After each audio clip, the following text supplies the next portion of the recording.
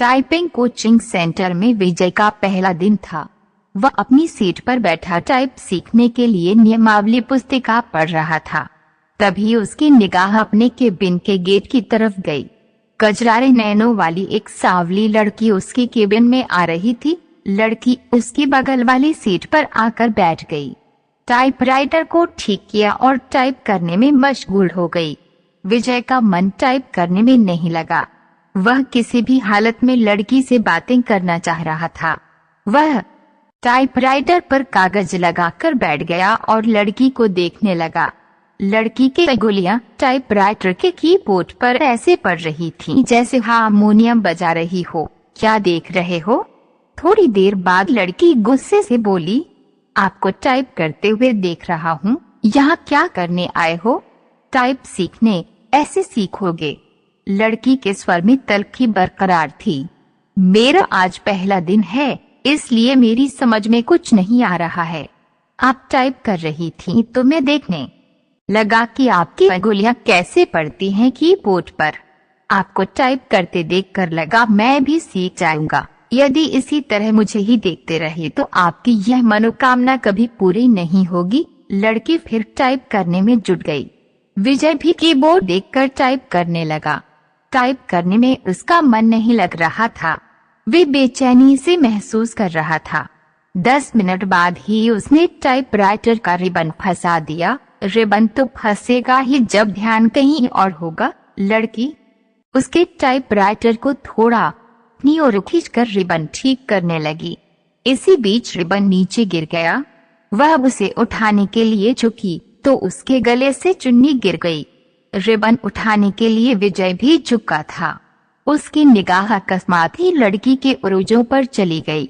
वह सकपका गया। लो, ठीक हो गया, लड़की ने कहा। तय उसकी चेतना लौटी। लड़की फिर टाइप करने में लग गई, लेकिन विजय का मन टाइप में नहीं लगा। वह लड़की से बात करने की ताक में ही लगा रहा। मन नहीं लग रहा है। अचानक लड़की ने उससे पूछा तो बाँछें खिल गईं। लगता है कि सीख भी नहीं पाएगा। आसार तो कुछ ऐसे ही दिखते हैं। आपका नाम? विजय ने बात को बढ़ाने के लिए सवाल कर दिया। सरिता। अच्छा नाम है, लेकिन मुझे इस नाम से नफरत है। क्यों? कोई एक कारण हो तो बताएं।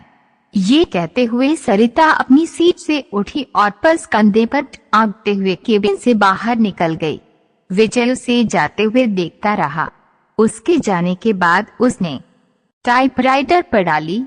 टाइपराइटर उसे उदास लगा। आप पर शुक्रवार की महादशा चल रही है, जो अशुभ फलप्रद है। गोचर में भी आपकी राशि पर शनि के 7.5 चल रही है। शनि शांति के लिए प्रत्येक शनिवार कुत्तों को सरसों के तेल से बना मीठा पराठा खिलाएं। ग्रह शांति के उपरांत प्रेम में सफलता की संभावना बन सकती है। सब ढकोसला है। इतने दिनों से आप एक नौकरी के लिए मुझसे क्या क्या नहीं करवाते रहे। मिली नौकरी? साला चपरासी भी कोई रखने को तैयार नहीं। बनाया हुआ विजय ज्योतिषी के कमरे से निकल गया। घर पहुंचते ही मम्मी कहने लगी, तुम्हारे पिता ने लड़की पसंद कर ली है। उनके दोस्त की बेटी है, बीए करके नौकरी कर रही है। तो मैं क्या करूं? शादी कर लो। बिना नौकरी मिले ये नहीं हो पाएगा। फिर तो पूरी जिंदगी कुंवारे ही रह जाओगे। बीवी की कमाई खाने से तो कुंवारा रहना ही अच्छा है। कहते हुए विजय अपने कमरे में चला गया। जिंदगी आसान नहीं। 1 सप्ताह तक सरिता टाइपिंग स्कूल नहीं आई। विजय रो जाता रहा और निराश होकर वापस घर जाता रहा। 8वें दिन सरिता के आते ही वो पूछा बैठा कि 1 सप्ताह आई नहीं। माँ नहीं मानती, सोचती बहुत है और तबीयत खराब कर लेती हैं। पुराने जमाने की है न। हद तो ये हो गई कि वह मुझसे कहने लगी हैं कि तू भी किसी के साथ भाग जा। मैं उन्हें इस हाल में छोड़कर किसके साथ रो पड़ी। सरिता विजय की समझ में नहीं आया कि वे क्या कहे और क्या करे। स्थिति को सरिता समझ गई तो खुद पर काबू किया और फिर से टाइप करने लगी। 10 मिनट बाद सरिता उठी और बिना बोले ही चली गई। विजय की इच्छा हुई कि वे उसके पीछे पीछे चला जाए, लेकिन वह बैठा रहा और उसे जाते देखता रहा। मूसलाधार बारिश में बिजली का गिरना, आसमान में काले बादल घिराए थे। इस कारण परिवेश में अंधेरा पसर गया था। रह रहकर आसमान में बिजली चमकती और बादल गरजते। ऐसे मौसम में भी विजय टाइपिंग स्कूल जाने के लिए तैयार था। वह सरिता से मिलना चाहता था। जब वह घर से निकला तो बूंदाबांदी शुरू हो चुकी थी। फिर भी वह तेज कदमों से टाइपिंग स्कूल की तरफ बढ़ने लगा। कुछ ही दूर गया होगा कि बारिश तेज हो गई। सड़क पर चल रहे लोग भागकर किसी छांव में खड़े हो गए, पर वह अपनी मस्ती में भीगता हुआ चलता रहा। इंस्टीट्यूट पहुंचकर उसे पता चला कि सरिता नहीं आई है। इतनी बारिश में आने की क्या जरूरत थी?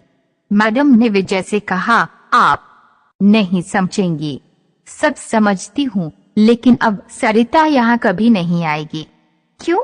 आपको कैसे पता? अपने आंसुओं से धोती रह वह अपना बदन निर्मलता से मिलना चाहती थी। सागर से विकास उन्मादी मानव ने रौंद दिया। उसकी आत्मा को जिंदा लाश हो गई। वह उसके लिए तड़पता है। सागर साहिल पर पटकता है अपने सिर को। उसने तो दम तोड़ दिया। मानव के विकास में सागर भेजता है बादलों को उसे पुनर्जीवित करने के लिए। वह जानता है बेवफा नहीं है, वह सच्चा है। उसका प्यार कैद्य। वह मानव के विकास में बरसते हैं बादल। उफनती है नदी मानव को दिखाती है अपना विकराल रूप। मिलते ही प्यार की ताकत तबाह कर देना चाहती है। वह मानव सृष्टि को बदला लेना उसकी प्रकृति नहीं। भागती है तेज गति से सागर की ओर, बाहें फैलाए स्वागत करता है। सागर बताना चाहती है अपने कष्टों को वह, लेकिन कुछ भी नहीं जानना चाहता। सागर जानता है वह मानव स्वभाव को, उसका भी तो पाला पड़ा है स्वार्थी प्राणी से।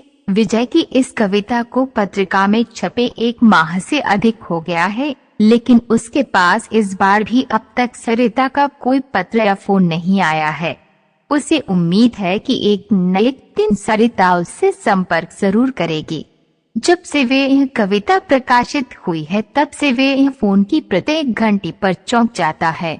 यही नहीं, हर रोज पोस्टमैन का बेसब्री से इंतजार करता है, और जब उसके आने का समय खत्म हो जाता है तो वह उदासी के समुद्र